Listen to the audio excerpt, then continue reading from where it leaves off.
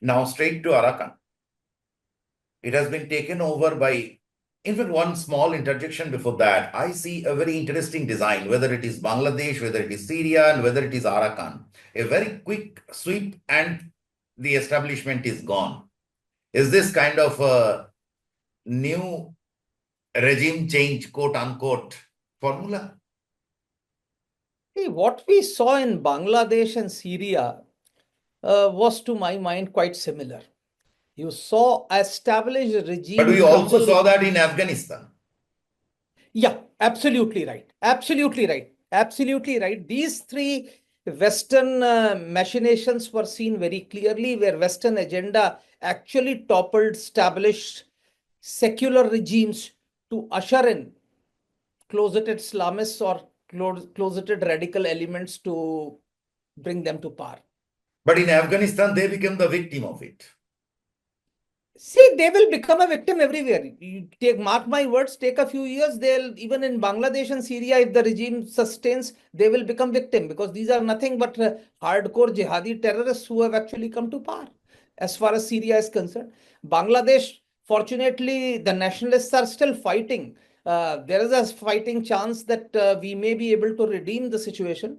But the fact is, the regime is actually supported by Jamaat, Harkat, all these people, and their elements are everywhere. They are slowly capturing all organs of the government.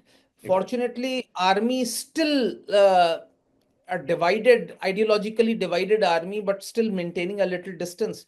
So you don't know. But there is no doubt that these three states crumbled with huge support from the Western powers.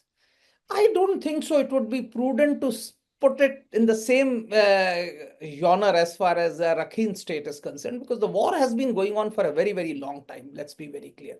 Arakan Army has been active. In fact, the regime had been holding on to a few urban spots for a very long time.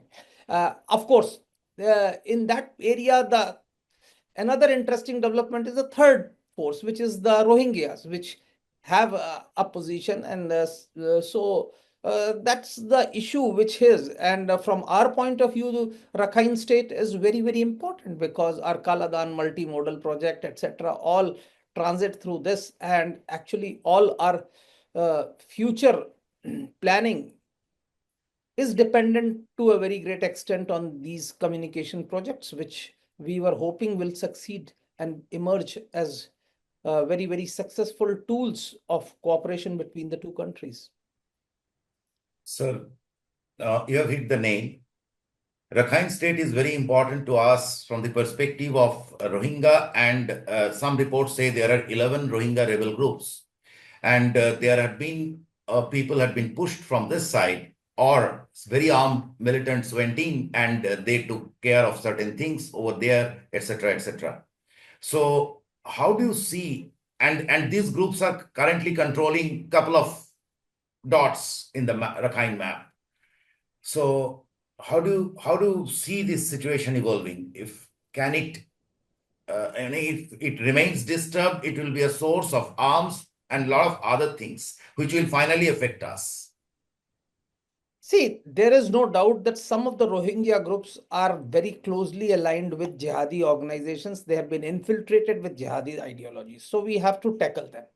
At the same time, we need to understand that the vast majority of Rohingyas are actually victims. And to that extent, NUG has tried to reach some sort of a accommodation with Rohingyas. They have tried to include some of them into their armed forces. And I'm sure NUG, especially because Arakan Army is not very fond of Rohingyas, let's be very clear about it. It's at the pressure of NUG that some sort of an accommodation has taken place, would probably find some way.